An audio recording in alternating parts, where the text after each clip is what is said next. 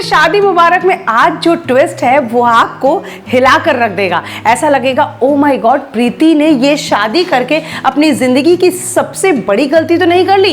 प्रीति ने अपना ही मजाक तो नहीं बनवा लिया? कहीं रति और तरुण इस बात को लेकर खुशियां तो नहीं मनाएंगे? क्योंकि आज जो प्रीति के साथ हो रहा है आज के एपिसोड में, वो ये सारी बातें आपको सोचने पर मजबूर कर देगा। क्या है सारा ट्विस्ट वो आपको बताते हैं। आज के एपिसोड में आप देखेंगे कि फाइनली प्रीति केटी से शादी के लिए मान जाती है। उसे लगता है कि वो केटी को ऐसे बीच में नहीं छोड़ सकती। फाइनली दोनों की शादी होती है। जब बात आती है यहाँ पर गठबंधन करने की, पंडित जी जब बोलते हैं कि गठबंधन कौन करेगा, ऐसे में चूंकि केटी की माँ तो प्रीति से शादी के लिए तैयार नहीं है, केटी के पिताजी कहते हैं मैं करूंगा। वो गठबंधन करते हैं और फिर पंडित जी पूछते हैं कि कन्यादान कौन करेगा। किसी की तरफ से कोई आवाज नहीं आती तो कुसुम कहती है मेरा इसके साथ रिश्ता ही अलग है। पहले हम समधन बनी, फिर दोस्त बनी और आज मैं बहन बन के इसका कन्यादान करूंगी। कुसुम जब ये बात कहती है तो कहीं ना कहीं आपकी आंखों में भी आंसू आ जाएगा। खैर यहाँ प्रीति कुसुम की तरफ देखती है और कहीं ना कहीं प्रीति को इस बात का एहसास होता है कि कुसुम के एहसानों तले वो कितना दबती जा रही है और इस बात का दिल से शुक्रिया करती है कि कुसुम जैसी दोस्त उसे दी है भगवान ने।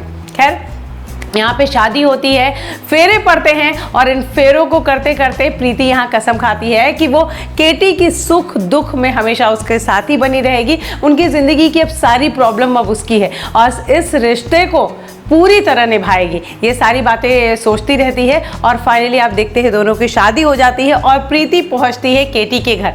लेकिन प्रीति यहाँ अकेले पहुँचती है। होता क्या है कि यहाँ पर जैसे ही दरवाजे पर पहुँचती है केटी की माँ उबल पड़ती है। पहले पूछती है केटी कहाँ है? प्रीति यहाँ कहती है वो साथ नहीं आए हैं। ऐसे में केटी की माँ कहती है कि जो तुझे आज शादी के बाद पहली बार घर तक साथ नहीं ले आया, उसके साथ तू जिंदगी बिताने की कैसे सोच रही है? यहाँ पर केटी की माँ ये भी कहती है कि उसने जोश में आकर ये फैसला लिया, उसने नंदिनी को नीचा दिखाने के लिए फैसला लिया, वो तुझसे प्यार नहीं करता। वहीं आप देखेंगे कि केटी नशे की हालत में पहुंचेगा नंदिनी के दरवाजे पर।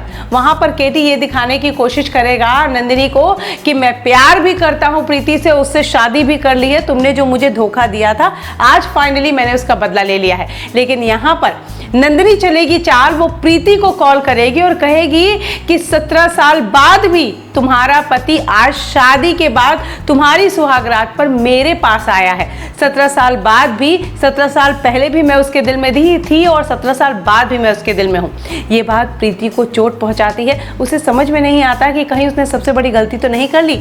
अब देखना यह है कि केटी वापस कब आएगा, प्रीति को सच कब बताएगा और कब इस बात का एहसास दिलाएगा प्रीति को कि वो सिर्फ नंदिनी को सारी बातें सुनाने गया था।